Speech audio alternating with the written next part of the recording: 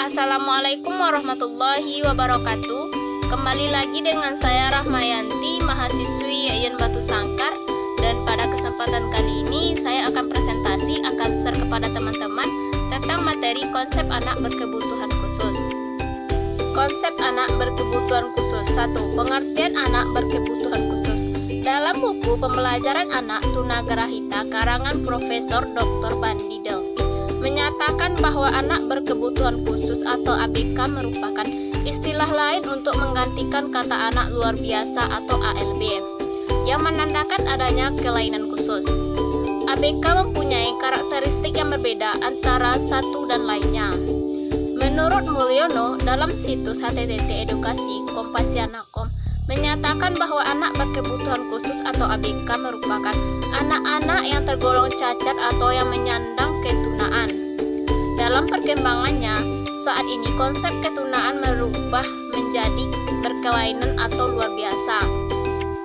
Anak dengan kebutuhan khusus adalah anak yang secara signifikan atau bermakna mengalami kelainan atau penyimpangan fisik, mental, intelektual, sosial, emosional dalam proses pertumbuhan atau perkembangannya dibandingkan dengan anak-anak lain seusianya, sehingga mereka memerlukan pelayanan pendidikan khusus. Ada beberapa istilah yang sering digunakan untuk memahami anak berkebutuhan khusus, yaitu impairment yang berarti cacat, disability di mana seseorang mengalami hambatan karena berkurangnya fungsi suatu organ yang dimungkinkan karena kondisi cacat, dan handicapped merupakan keadaan seseorang yang mengalami hambatan dalam komunikasi dan sosialisasi dengan lingkungan. Kondisi handicapped inilah yang merupakan berkebutuhan khusus karena untuk bersosialisasi dengan lingkungan termasuk pendidikan dan pengajaran memerlukan perlakuan khusus. 2. Konsep anak berkebutuhan khusus. Cakupan konsep anak berkebutuhan khusus dapat dikategorikan menjadi dua macam, yaitu yang pertama, anak berkebutuhan khusus bersifat sementara atau temporer. Anak berkebutuhan khusus yang bersifat sementara atau temporer adalah anak yang mengalami hambatan belajar dan hambatan perkembangan disebabkan oleh faktor-faktor eksternal. Misalnya, anak yang mengalami gangguan emosi karena trauma akibat diperkosa sehingga anak ini tidak dapat belajar.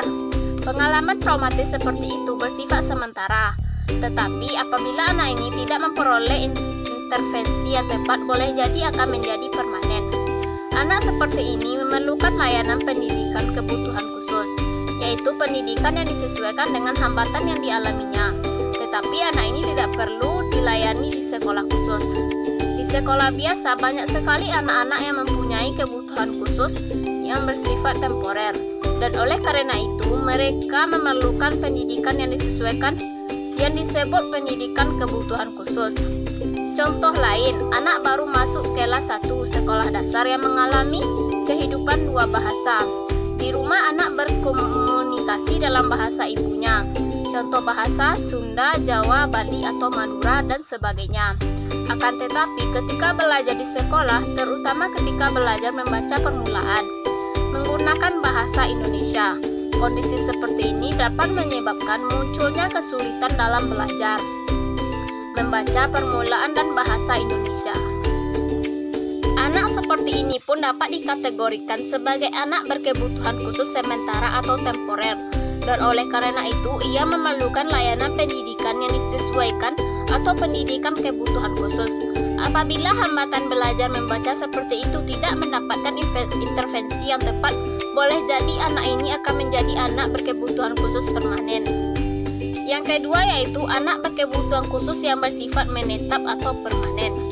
Anak berkebutuhan khusus yang bersifat permanen adalah anak-anak yang mengalami hambatan belajar dan hambatan perkembangan yang bersifat internal dan akibat langsung dari kondisi kecacatan, yaitu seperti anak yang kehilangan fungsi penglihatan, pendengaran, gangguan perkembangan kecerdasan dan kognisi, gangguan gerak atau motorik, gangguan interaksi komunikasi, gangguan emosi, sosial, dan tingkah laku.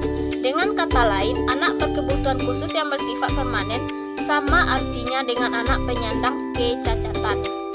Istilah anak berkebutuhan berkebutuhan khusus bukan merupakan terjemahan atau kata lain dari anak penyandang cacat, tetapi anak berkebutuhan khusus mencakup spektrum yang luas, yaitu meliputi anak berkebutuhan khusus temporer dan anak berkebutuhan khusus permanen atau penyandang cacat. Oleh karena itu, apabila menyebut anak berkebutuhan khusus selalu harus diikuti ungkapan termasuk anak penyandang cacat. Jadi, anak penyandang cacat merupakan bagian atau anggota dari anak berkebutuhan khusus.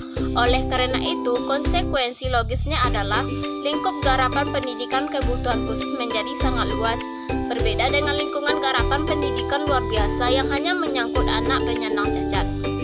Mungkin itu rangkaian materi saya pada kesempatan kali ini, mudah-mudahan bermanfaat bagi kita semua. Terima kasih. Wassalamualaikum warahmatullahi wabarakatuh.